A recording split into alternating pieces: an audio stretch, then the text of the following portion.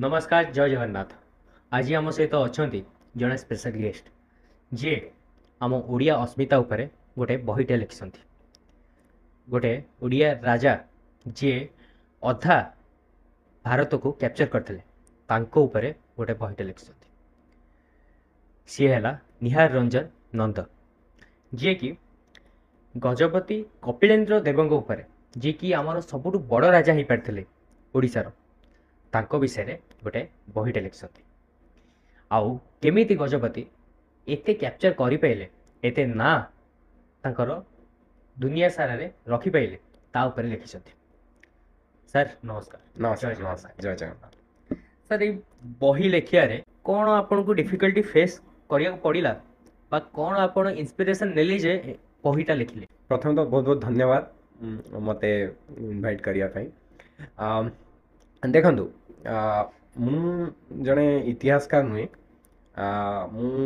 ओडिशा को भल पाउथुवा जड़े साधारण मनीष किंतु मोर इतिहास रे इंटरेस्ट थिला सबले थिला किंतु किछि वर्ष तले माने मु एमती साधारण भाव पढ़े एंड ओडिशार इतिहास विषय अल्प बहुत ज्ञान मोर थिला किंतु किछि वर्ष तले मोर जेमती मु देखिली मो पढ़ा विषय रे मु देखिली जे ओडिशार गोटे बिग पार्ट जोटा कि आमर मध्ययुगीय इतिहास से विषय रे आम मानकर किछि नॉलेज नाही ओडिशा लोक मानकर विशेष नॉलेज नाही किछि बोली तो कहबिनी विशेष नॉलेज नाही जो पीरियड कि ओडिशार गोटे ग्लोरियस हिस्ट्री अच्छी से टाइम रे किंतु से विषय विशेष किछि नॉलेज नाही विशेष किछि लोक जानि नांती ओडिशार इतिहास कहले लोक से कलिंग हिस्ट्री अशोकଙ୍କ कलिंग युद्ध सेतिकी तापर सीधा 2000 वर्ष आगु को जाइकी 1817 रे हेतिबा पाइक विद्रोह एतिकी बेसी जानिछन और तापर जा आज जानिछन किंतु आमर ता मझिरे 1200 ख्रीष्टाब्द रु 1570 1600 पर्यंत कि तापर भी जा हेइची से विषय किछि नॉलेज लोकंकर नाही लोकं विषय लोकं बेसी कुआ जाय नै किंतु सेही पीरियड टी ओते ओडिशा इतिहास रो सबटु गौरवमय अध्याय भितरु गोटी सबटु गोल्डन पीरियड यस आउ सेही आपण जदि देखिबे प्रथम आपण पचाले केमिति मोर इंटरेस्ट क्रिएट हला आपण जदि देखिबे भारतर उत्तर भाग उत्तर पूर्व भाग रे जेमिति कि बिहार बेंगल उत्तर प्रदेश एई रीजन ने गोटी भी आपण को पुरातन बड़ हिंदू मंदिर आपन को देखिए को मिलबनी ना ए माने it was destroyed by Mughals and yes yes yes तो सेही जिनसटी मोर क्यूरियोसिटी आसिला कि किंतु ओडिसा रे आपन जानछंती जेमिति आमे पुरी रे वर्तमान अछि महाप्रभुंकर देख तो एते बड़ मंदिर भरी भरी मंदिर पुराना मंदिर 1000 वर्षर 1500 वर्षर मंदिर ओडिसा भुवनेश्वर रे पुरी रे ए एरिया रे अछि मोर सेही जिनसरु मोर आग्रह सृष्टि हला कि एक्चुअली एटा केमिति संभव हैला जदि एई पाखरे हमर एते पाखरे नाही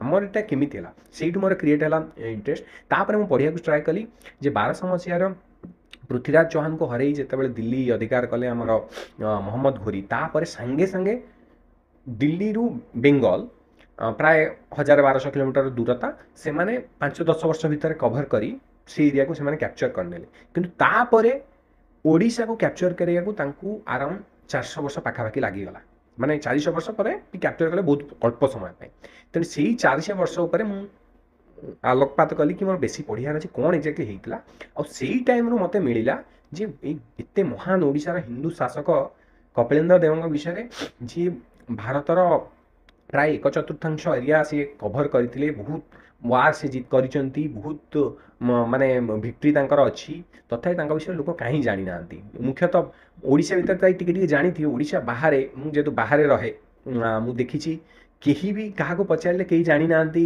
कि गजपति कपिलेन्द्र तुमे जदि बाहर पचारिबो शिवाजी किए महाराणा प्रताप किए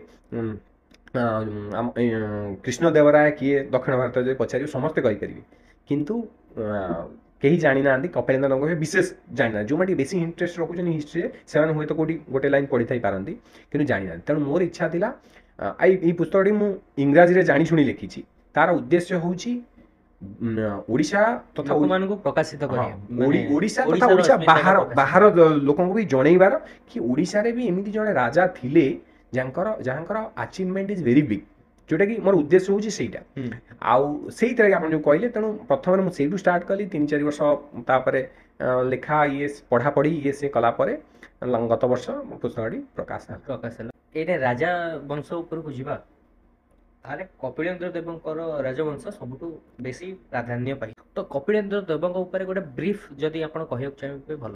ଦେଖନ୍ତୁ କପିଳେନ୍ଦ୍ର ଦେବ ଜଣେ ମୁଁ କହିବି ଯେଉଁ ଓଡ଼ିଶାର ଇତିହାସରେ ଶ୍ରେଷ୍ଠ ହିନ୍ଦୁ ସମ୍ରାଟ, ଏଥିରେ କୌଣସି ଦ୍ୱିମତ ନାହିଁ। ଇଭେନ୍ ଭାରତ ଇତିହାସରେ ମଧ୍ୟ ତାଙ୍କର ଗୋଟେ ବହୁତ ଉଚ୍ଚ ପୋଜିସନ୍ ଅଛି, କିନ୍ତୁ ଦୁଃଖର ବିଷୟ ଯେ ସେ ବିଷୟରେ ଆମେ ବେଶୀ କିଛି ଇଏ କରି ଓଡ଼ିଶାର ମାନେ ଆମେ ତାକୁ ପୋର୍ଟ୍ରେ କରିପାରିନାହାନ୍ତି, ସେମିତି ଦେଖେଇ ପାରୁନାହାନ୍ତି ଦୁନିଆକୁ, ସେଇଥିଲାଗି ଲୋକ ଜାଣିନାହାନ୍ତି। କିନ୍ତୁ ଦେଖିବାକୁ ଗଲେ ସେ ଜଣେ ଶ୍ରେଷ୍ଠ ସମ୍ରାଟ, ହିନ୍ଦୁ ସମ୍ରାଟ। ଆଉ ହଁ, ତାଙ୍କ ବିଷୟରେ ବ୍ରିଫ୍ରେ କହିଲେ ଦେଖନ୍ତୁ, ସିଏ ଜଣେ ରାଜ ପରିବାରରୁ ବିଲଙ୍ଗ କରୁନଥିଲେ।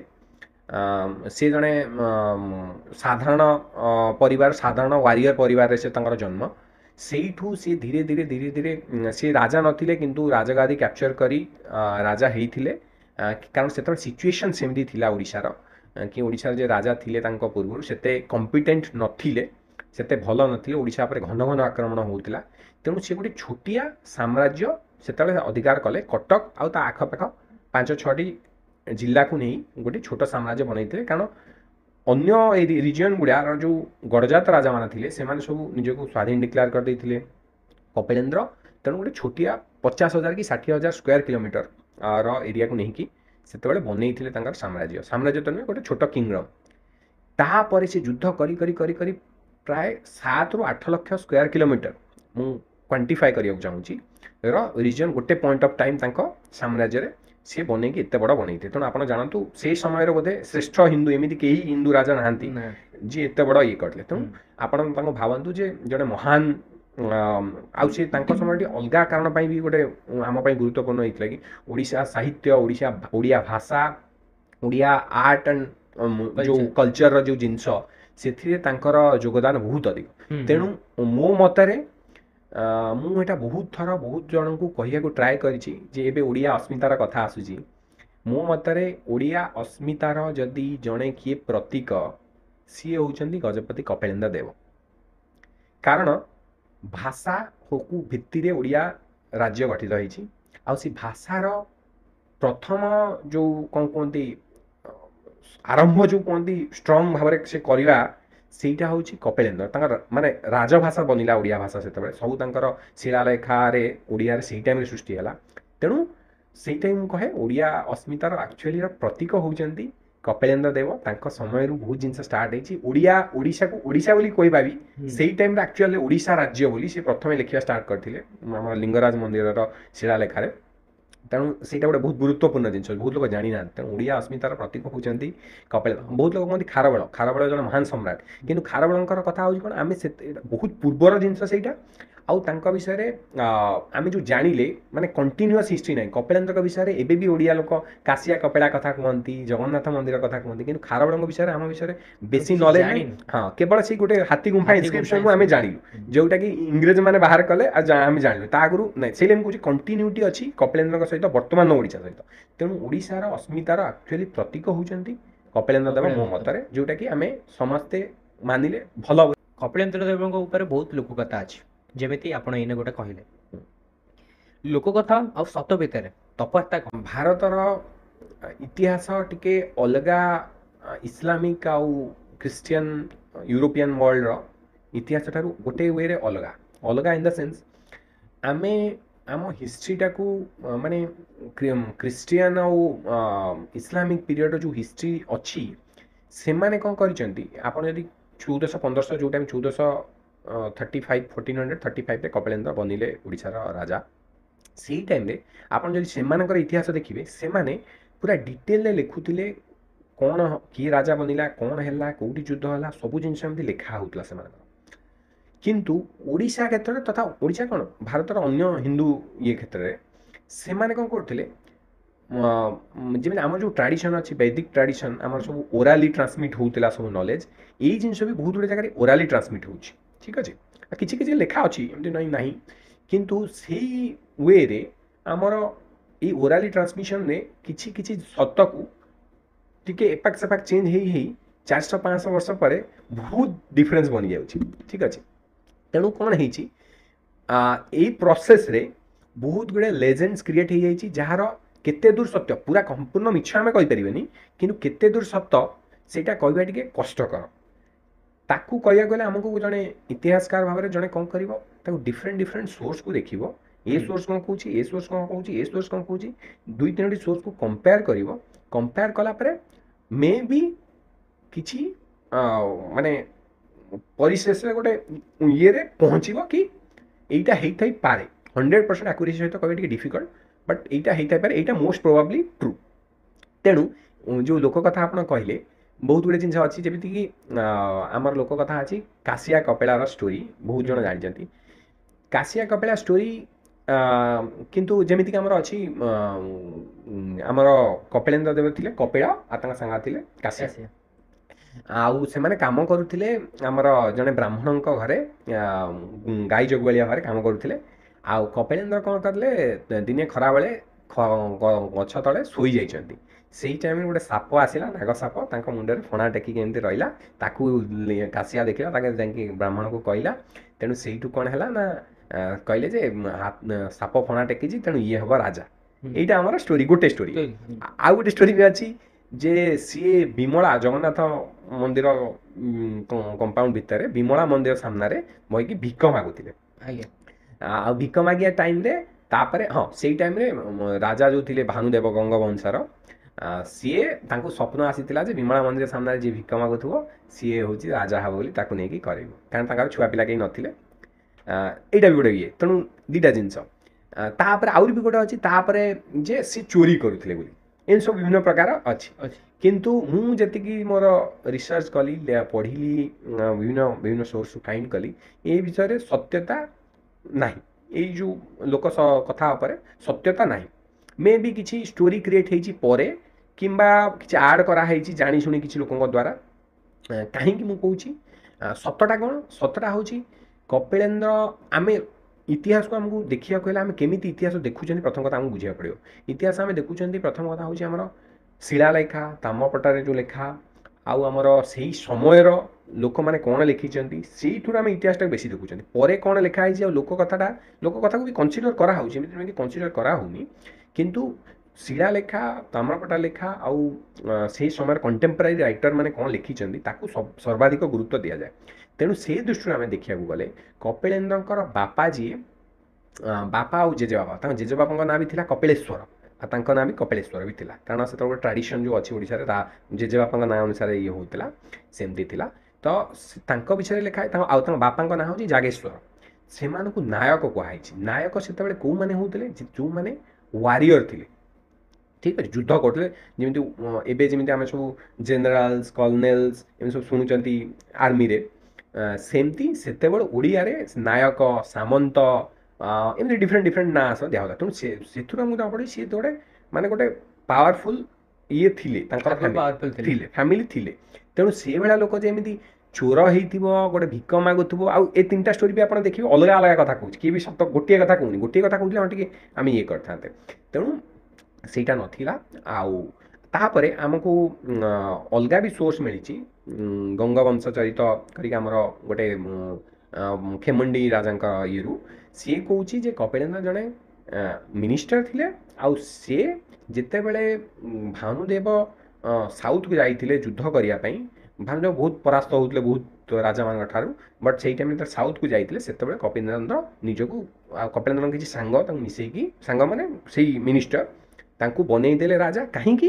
କାରଣ ସେତେବେଳେ ଓଡ଼ିଶାକୁ ବାରମ୍ବାର ଅନ୍ୟ ରାଜ୍ୟକୁ ଟ୍ରିବ୍ୟୁଟ୍ ଦେବାକୁ ପଡ଼ୁଥିଲା, ଅନ୍ୟ ରାଜ୍ୟମାନେ ହରେଇକି ବସୁଥିଲେ। ତେଣୁ ସେମାନେ ଦେଖିଲେ ଏଇଭଳି ରାଜା ଜଣେ ଯଦି ହେବ, ଯେମିତି ଆମ ଶାସ୍ତ୍ରରେ ଏଇଟା କୁହା ବି ଯାଇଛି, ଆପଣଙ୍କୁ ମୁଁ ଏଇଟା କହିଦେଉଛି, ଜଣେ ଯଦି ରାଜା ଠିକ୍ସେ ନିଜ ପ୍ରଜାକୁ ସେବା କରିପାରିଲାନି, ରାଜ୍ୟକୁ ରକ୍ଷା କରିପାରିଲାନି, ତାହେଲେ ଆମର କର୍ତ୍ତବ୍ୟ ହେଉଛି ସେ ରାଜାକୁ ରିପ୍ଲେସ୍ କରିକି ଆଉ ଜଣେ କମ୍ପିଟେଣ୍ଟ ଲୋକକୁ ବସେଇବା। ତେଣୁ ସେମାନେ ସେ ଶାସ୍ତ୍ରର ଇଏଟାକୁ ଫଲୋ କରିକି କପିଳେନ୍ଦ୍ରଙ୍କୁ ରାଜଗାଦିରେ ବସେଇଥିଲେ। ଆଉ ତାପରେ କପିଳେନ୍ଦ୍ର ଧୀରେ ଧୀରେ ସେଇଠୁ ଗ୍ରୋ କରିବା ଷ୍ଟାର୍ଟ କଲେ, ଯୁଦ୍ଧ କରିକି ସକ୍ସେସଫୁଲି ପ୍ରୁଭ୍ କରାଇଲେ ଯେ ଯେଉଁ ବିଶ୍ୱାସ ମୋ ଉପରେ ଲୋକ ରଖିଛନ୍ତି ମୁଁ ତାକୁ ସତରେ ପରିଣତ କଲି। ତାହେଲେ ସେ ଯେଉଁ ରାଜା ହେଲେ ତାଙ୍କୁ ବିରକ୍ତ ହେଇଥିବ ନା, ସେ ଜଣେ ରାଜା ଅଛି ତା ରାଜଗାଦିରେ ତମେ ବସିବାକୁ ଯାଉଛ, ବିରକ୍ତ ସେ ଫେସ୍ କରିବା ସ୍ୱାଭାବିକ କଥା, ସ୍ୱାଭାବିକ ନ୍ୟାଚୁରାଲ ଜିନିଷ। ଦେଖନ୍ତୁ ଗଙ୍ଗବଂଶ ମାନେ ତାଙ୍କ ପୂର୍ବରୁ ଯେଉଁ ଗଙ୍ଗବଂଶ ଥିଲେ ତାଙ୍କ ବିଷୟରେ ବି ସେ ଗଙ୍ଗବଂଶ ବି ମହାନ ବଂଶ।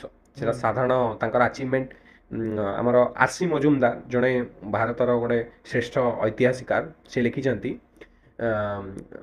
ଦ eastern Ganga dynasty is the only Hindu dynasty in India which withstood the Islamic conquest for 200 years when the Islamic marauders captured from Himalaya to Cape Camarian. ମାନେ ସେ ତାଙ୍କ କହିବାର ଅର୍ଥ ହେଉଛି ଯେ ଯେତେବେଳେ ଏଇ ଯେଉଁ ମହମେଡାନ ୱାରିୟର୍ସ ମାନେ ଟର୍କିକ ୱାରିୟର ମାନେ ଯେଉଁ ସେଣ୍ଟ୍ରାଲ ଏସିଆରୁ ଆସିଲେ ସେମାନେ ଏଣ୍ଟାୟାର ଏରିଆକୁ ସେମାନେ କ୍ୟାପଚର କରିଦେଇଥିଲେ ଭାରତର ଫ୍ରମ୍ ହିମାଳୟରୁ କାଶ୍ମୀରରୁ କନ୍ୟାକୁମାରୀ ଯେଉଁ କୁହନ୍ତି କେପ୍ କାମରିନ୍ ପର୍ଯ୍ୟନ୍ତ ସେ କହୁଛନ୍ତି ସେ କ୍ୟାପଚର କରିଦେଲେ କେବଳ ଗଙ୍ଗ ବଂଶ ହିଁ ଗୋଟିଏ ହିନ୍ଦୁ ବଂଶ ଯିଏକି ଯାହାକୁ ସେମାନେ କ୍ୟାପଚର କରିପାରିନଥିଲେ। ମୁଁ ମାନେ କହିବାର ଗୋଟେ ଜଷ୍ଟିଫିକେସନ ମାନେ ମୋର ଉଦ୍ଦେଶ୍ୟ ହେଉଛି ତେଣୁ ଗଙ୍ଗ ବଂଶ ବହୁତ ପାୱାରଫୁଲ ଥିଲା ଯିଏକି ଓଡ଼ିଶାକୁ ବଞ୍ଚେଇକି ରଖିଥିଲା ଗୋଟେ ସ୍ୱାଧୀନ ହିନ୍ଦୁ ରାଷ୍ଟ୍ର ଭାବରେ ବଞ୍ଚିକି ଓଡ଼ିଶା ଥିଲା। ତାପରେ କିନ୍ତୁ କ'ଣ ହେଲା ଯେତେବେଳେ ଗଙ୍ଗବଂଶର ଶେଷ ଆଡ଼କୁ ମାନେ 1400 ମସିହା ଆଡ଼କୁ ଗଙ୍ଗବଂଶ ରାଜା ଯେଉଁ ଥିଲେ 1414ରେ ଆସିଲେ ଆମର ଭାନୁଦେବ ଚତୁର୍ଥ ଯାହାକୁ ଆମେ ମତ୍ତଭାନୁ ବା କଜଳ ଭାନୁ ବି କୁହାଯାଏ। ସିଏ ତ ଆସିଲେ ସେତେବେଳେ ତାଙ୍କର ଇନିସିଆଲ କିଛି ବର୍ଷ ବି ଭଲ ସକ୍ସେସଫୁଲ ଥିଲା ଠିକ୍ ଠାକ୍ ଥିଲା କିନ୍ତୁ ବହୁତ ତାପରେ କ'ଣ ହେଲା ଆମର କିଛି ଷ୍ଟୋରି କହୁଛି କିଛି ହିଷ୍ଟ୍ରି କହୁଛି ଯେ ମାଲୱାର ସୁଲତାନ ଓଡ଼ିଶାର ଅଧା କ୍ୟାପଚର କରିନେଲେ ୱେଷ୍ଟର୍ଣ୍ଣ ପାର୍ଟ ଅଫ୍ ଓଡ଼ିଶା ଆଉ କୁହାଯାଏ ଯେ ଭାନୁଦେବଙ୍କୁ କିମ୍ବା ତାଙ୍କର କେଉଁ ପ୍ରିନ୍ସକୁ ସେ ଘୋଡ଼ା ବେପାରୀ ଭାବରେ ଆସିକି ସେ କ୍ୟାପଚର କରିନେଲେ এইটা ଅଛି।